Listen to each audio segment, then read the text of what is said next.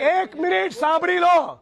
નક્કી કરીશ તો 24 કલાકમાં તમારા વર્તમાન ભૂતકાળના બધા વહીવટદારનું નામ જાહેરમાં આપીશ ઇન 24 hours. એટલે બોલતા જ નહીં, ચૂપ થઈ જજો 2 મિનિટ. બરાબર? બધા લોકો ઘાસ કાપે છે બધા. મારે એમની ઉઘરાણી કરવાની છે. જિલ્લા પોલીસ વડાની કહેજો. શું કહે છે જિગ્નેશભાઈ? તમારી કડક ઉઘરાણી કરવાયો છે એવું કહો, એમને પકડી લાવો. બધા પોલીસ વાળા ધ્યાન રાખી લેજો. પટ્ટા તમારા છે, તમારા ઉતરશે, મારા નહીં. તમારા હજારો સાથીઓની વચ્ચે કોઈ એક સાથી જો નાની મોટી ભૂલ કરશે ને તો સોશિયલ મીડિયાના જમાનામાં ચમકવા વાળા લોકો સરકારી કચેરીમાં આવીને એવી હલ્લા ગુલ્લા કરશે. અને તમારા માતા પિતાને બી કહેજો કે સોશિયલ મીડિયામાં સરકારી કચેરીઓ માટે, સરકારી કર્મચારીઓ માટે કોઈ એક જણ ભૂલ કરે તો લાખો લોકોને બદનામ કરવા વાળા લોકો તમારી કચેરી તક બી આવશે. એની બી તૈયારી આજથી જ રાખજો.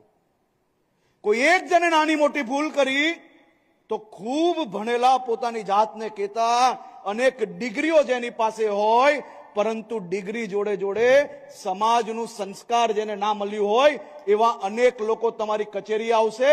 અનેક લોકો તમારા પટ્ટા ઉતારી લેવાની બી વાત કરશે. અનેક લોકો તમારી નોકરીઓમાંથી બી નિકાલ લેવાની વાત કરશે. પરંતુ ગાંધીજીએ જે કહેલું ને યાદ રાખજો, આપણી યથાશક્તિ આપણે મહેનત ચાલુ રાખવાની છે. તમે સારું કામ કરશો એટલે આ પ્રકારના લોકો તમારી સામે આવશે, પણ એ તૈયારી જોડે આજથી આપણે કામે લાગવાનું છે.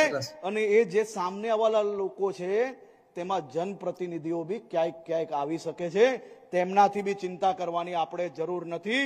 હિંમતથી સમાજ માટે વધુમાં વધુ જે કામ થાય તે કામગીરી કરવાની દિશામાં તમે સૌ લોકો આજથી મક્કમતાથી આગળ વધવાનો વિચાર જોડે કામગીરીને શરૂઆત કરજો. એવી જ હું આપને શુભકામનાઓ આપવા માંગુ. મિત્રો, તમે આ વિડીયો સાંભળ્યો ને કે જેમાં કોંગ્રેસનો ધારાસભ્ય જિગ્નેશ મેવાણી પોલીસ સ્ટેશન ઉપર જઈને પાકા ફોજદારી કરી રહ્યો છે. ત્યાં પોલીસ અધિકારીઓને ધાક ધમકીના સૂરમાં દબાવવાનો પ્રયત્ન કરી રહ્યો છે ને ત્યાં પાછી ફાકા ફોજદારી કરે છે કે પોલીસના 24 કલાકમાં પટ્ટા ઉતારી દેવાની તાકાત ધરાવું છું. એલા ભાઈ, ભોજ્યોભાઈ, તારાથી શેકેલો પાપડે ના ભાંગે. આ કોંગ્રેસનો ધારાસભ્ય જિગ્નેશ મેવાણી વામપંથી વિચારધારા ધરાવનારો માણસ છે, અર્બન નક્સલી વિચારધારા ધરાવવાનો માણસ છે. એટલે તો આ જિગ્નેશ મેવાણી આ દેશમાં આતંકી કૃત્ય કરનારા આતંકવાદીઓના સમર્થનમાં સૂત્રોચ્ચાર કરનારા, એનું સમર્થન કરનારી ગેંગો, આ દેશને ટુકડા ટુકડા કરનારી ગેંગોની સાથે બેસીને હોટલોમાં ચા પીવે છે.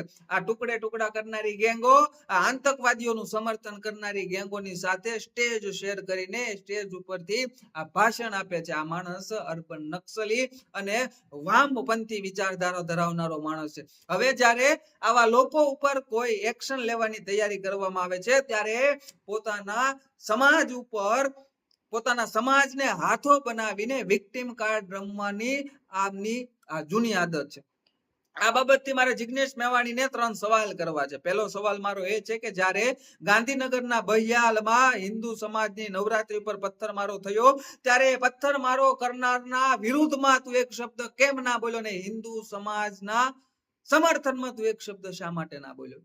મારો બીજો સવાલ જિગ્નેશ મેવાણી ને એ છે કે જ્યારે ગણેશ ઉત્સવ પર પથ્થરમારો થાય છે ત્યારે એ પથ્થરમારો કરનારા વિધર્મીઓના વિરોધમાં તું એક શબ્દ કેમ નથી બોલતો? અને એ હિન્દુ સમાજ જે ગણેશ ઉત્સવનું આયોજન કરે છે એમના સમર્થનમાં તું એક શબ્દ કેમ નથી બોલતો? અરે જ્યારે આ ગરવી ગુજરાતની હિન્દુ સમાજની દીકરીઓને આ લોકો લવ જેહાદમાં ફસાવીને તેને ભગાડી જાય છે ત્યારે આ ભગાડી જનારા લોકોના વિરુદ્ધમાં તું એક શબ્દ કેમ નથી બોલતો? અને આ ગરવી ગુજરાતની હિન્દુ સમાજની દીકરીઓના સમર્થનમાં એક શબ્દ કેમ નથી બોલતો?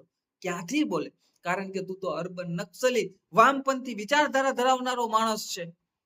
અને સાંભળી લે જિગ્નેશ મેવાણી, જ્યારે નવરાત્રીની અંદર ગાંધીનગરના બહિયાલ ગામમાં આ લોકોએ પથ્થરમારો હિન્દુ સમાજ ઉપર કર્યો ત્યારે આ એ જ હર્ષભાઈ સંઘવી છે કે જે હિન્દુ સમાજની પડખે અડીખમ ઉભા રહ્યા હતા અને બહિયાલ ગામમાં પથ્થરમારો કરનારાઓને 7 પેઢી યાદ કરાવી દીધી હતી. એ આ હર્ષભાઈ સંઘવી છે.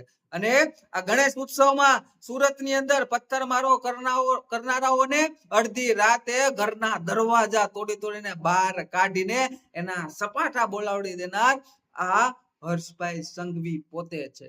અને જ્યારે આ ગરવી ગુજરાતની હિન્દુ સમાજની દીકરીઓને કોઈ લવ જેહાદમાં ફસાવીને ભગાડી જાય છે, ત્યારે અડધી રાત્રે પણ ફોન કરો ત્યારે કોઈ દિવસ મોળો હોકારો નહીં આપનાર અને અડધી રાત્રે પણ આ બાબતે મદદ કરવા માટે તત્પર રહેનાર આ હર્ષભાઈ સંઘવી છે. આવા તો એના એક નહીં એવા હજારો દાખલા છે.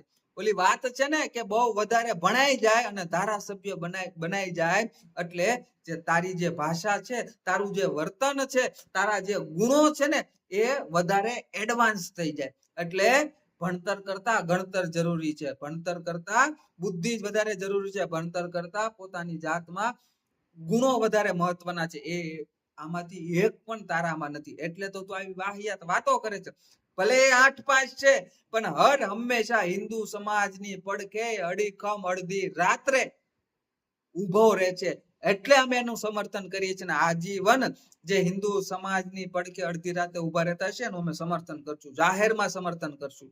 ગુજરાત રાજ્યના ઉપમુખ્યમંત્રી હર્ષભાઈ સંઘવીએ આ રીલબાજ કોંગ્રેસના નેતા એવા જિગ્નેશ મેવાણીને જે વળતો જવાબ આપ્યો છે ને નામ લીધા વગરનો, એ કાબિલે તારીફ છે. આવા કોંગ્રેસના રીલબાજ નેતાઓને, આવા કોંગ્રેસના પોલીસ અધિકારીઓને દબાવનારા કોંગ્રેસના નેતાઓને, પોલીસ સ્ટેશને જઈને ખોટી ફાંકા ફોજદારી કરનારા આવા કોંગ્રેસના નેતાઓને અને નિર્દોષ જનતાને ઠૂઠે ચડાવીને પોતાની સ્વાર્થની રાજનીતિ કરનારા આવા કોંગ્રેસના નેતાઓને હર્ષભાઈ આવો જ જવાબ આપવો જોઈએ. એ જવાબ જે આપ્યો છે એકદમ મસ્ત રીતે અને એકદમ અવલોકનની સાથે જવાબ આપ્યો છે ને એ જવાબ સીધો આ કોંગ્રેસના નેતાઓને ઘૂસી ગયો છે.